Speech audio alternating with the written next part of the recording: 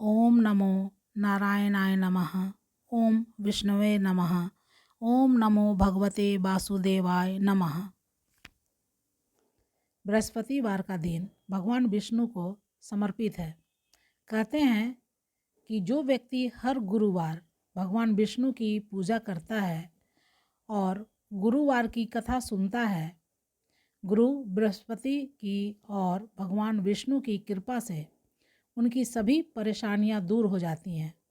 तो आइए गुरुवार के व्रत कथा को सुनें। बृहस्पतिवार व्रत कथा का पाठ। प्राचीन समय की बात है। एक नगर में एक बड़ा व्यापारी रहता था। वह जहाज़ों में माल लदवा कर दूसरे देशों में भेजा करता था। वह जिस प्रकार अधिक धन कमाता था, उसी प्रकार जी खोलकर दान भी करता था। परंतु उसकी पत्नी अत्यंत कंजूस थी।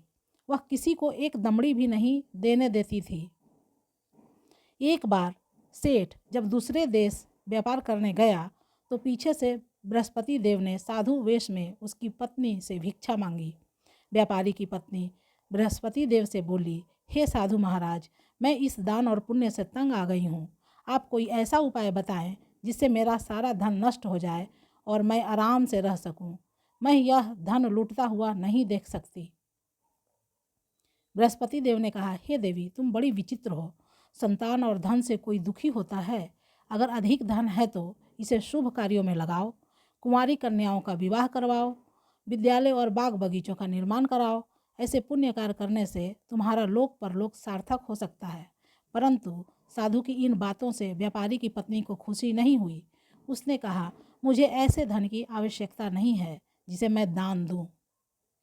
तब बृहस्पति देव बोले, यदि तुम्हारी ऐसी इच्छा है तो तुम एक उपाय करना।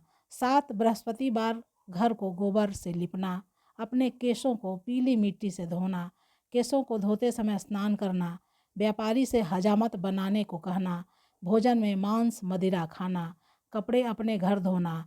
ऐसा करने से तुम्हारा सारा धन नष्ट हो जाएगा। इतना कहकर बृहस्पति देव अंतर्ध्यान हो गए। व्यापारी की पत्नी ने बृहस्पति देव के कहे अनुसार 7 बृहस्पतिवार वैसा ही करने का निश्चय किया। केवल 3 बृहस्पतिवार बीते थे कि उसी समस्त धन संपत्ति नष्ट हो गई और वह परलोक सिधार गई। जब व्यापारी वापस आया तो उसने देखा कि उसका सब कुछ नष्ट हो चुका है। उस व्यापारी ने अपनी पुत्री को सांत्वना दी और दूसरे नगर में जाकर बस गया। वहाँ वह जंगल में लकड़ी काट कर लाता और शहर में बेचता। इस तरह वह अपना जीवन व्यतीत करने लगा। एक दिन उसकी पुत्री ने दही खाने की इच्छा प्रकट की, लेकिन व्यापारी के पास दही खरीदने के पैसे नहीं थे। वह अपनी पुत्री को आश्वासन देकर जंगल में लकड़ी काटने चला गया। वहाँ एक वृक्ष के नीचे बैठे अपनी पूर्व दशा पर विचार कर रोने लगा। उस दिन बृहस्पतिवार था। तभी वहाँ बृहस्पति देव साधु के रूप में सेठ के पास आए और बोले, हे मनुष्य, तू इस जंगल में किस चिंता में बैठा है? तब व्यापारी बोला, हे महाराज, आप सब कुछ जानते हैं। इतना कहकर व्यापारी अपनी कहानी सुनाकर रो पड़ा। बृहस्पति देव बोले, देखो बेटा, तुम्हारी पत्नी ने बृहस्पति देव का अपमान किया था, इसी कारण तुम्हारी यह हाल हुआ है। लेकिन अब तुम किसी प्रकार की चिंता मत करो। तुम गुरुवार के दिन बृहस्पति देव का पाठ करो। 2 पैसे के चने और गुड़ को लेकर जल के लोटे में शक्कर डालकर वह अमृत और प्रसाद अपने परिवार के सदस्यों और कथा सुनने वालों में बांट दो। स्वयं भी प्रसाद और चरणामृत लो। भगवान तुम्हारा अवश्य कल्याण करेंगे। साधु की बात सुनकर व्यापारी बोला, महाराज, मुझे तो इतना भी नहीं बचता कि मैं अपनी पुत्री को दही लाकर दे सकूं। इस पर साधु जी बोले, तुम लकड़ियां शहर में बेचने जाना। तुम्हें लकड़ियों के दाम पहले से चौगुने मिलेंगे, जिससे तुम्हारे सारे कार्य सिद्ध हो जाएंगे। लकड़हारे ने लकड़ियाँ काटी और शहर में बेचने के लिए चल पड़ा। उसकी लकड़ियाँ अच्छे दाम में बिक गईं, जिससे उसने अपनी पुत्री के लिए दही लिया और गुरुवार की कथा हेतु चना गुड़ लेकर कथा की और प्रसाद बांटकर स्वयं भी खाया। उसी दिन से उसकी सभी कठिनाइयाँ दूर होने लगीं, परंतु अगले बृहस्पतिवार को वह कथा करना भूल गया। अगले दिन वहाँ के राजा ने एक बड़े यज्ञ का आयोजन कर पूरे नगर के लोगों के लिए भोज का आयोजन किया। राजा की आज्ञा अनुसार पूरा नगर राजा के महल में भोज करना गया, लेकिन व्यापारी और उसकी पुत्री तनिक विलंब से पहुँचे। अतः उन दोनों को राजा ने महल में ले जाकर भोजन कराया। जब वे दोनों लौटकर आए तब रानी ने देखा कि उसका खूंटी पर टंगा हार गायब है। रानी को व्यापारी और उसकी पुत्री पर संदेह हुआ कि उसका हार उन दोनों ने ही चुराया है। राजा की आज्ञा से उन दोनों को कारावास की कोठरी में कैद कर दिया गया। कैद में पड़कर दोनों अत्यंत दुखी हुए। वहाँ उन्होंने बृहस्पति देवता का स्मरण किया। बृहस्पति देव ने प्रकट होकर व्यापारी को उसकी भूल का एहसास कराया और उन्हें सलाह दी कि गुरुवार के दिन कैद खाने के दरवाजे पर तुम्हें 2 पैसे मिलेंगे। उनसे तुम चने और मुनक्का मंगवाकर विधि पूर्वक बृहस्पति देवता का पूजन करना। तुम्हारे सब दुख दूर हो जाएंगे। बृहस्पतिवार को कैद खाने के द्वार पर उन्हें 2 पैसे मिले। बाहर सड़क पर एक स्त्री जा रही थी। व्यापारी ने उसे बुलाकर गुड़ और चने लाने को कहा। इस पर वह स्त्री बोली, मैं अपनी बहू के लिए गहने लेने जा रही हूँ, मेरे पास समय नहीं है। इतना कहकर वह चली गई। थोड़ी देर बाद वहाँ से एक और स्त्री निकली। व्यापारी ने उसे बुलाकर कहा, हे बहन, मुझे बृहस्पतिवार की कथा करनी है, तुम मुझे 2 पैसे का गुड़ चना ला दो। बृहस्पति देव का नाम सुनकर वह स्त्री बोली, भाई, मैं तुम्हें अभी गुड़ चना लाकर देती हूँ। मेरा इकलौता पुत्र मर गया है, मैं उसके लिए कफन लेने जा रही हूँ, लेकिन मैं पहले तुम्हारा काम करूँगी, उसके बाद अपने पुत्र के लिए कफन लाऊंगी। वह स्त्री बाजार से व्यापारी के लिए गुड़ चना ले आई और स्वयं भी बृहस्पति देव की कथा सुनी। कथा के समाप्त होने पर वह स्त्री कफन लेकर अपने घर गई।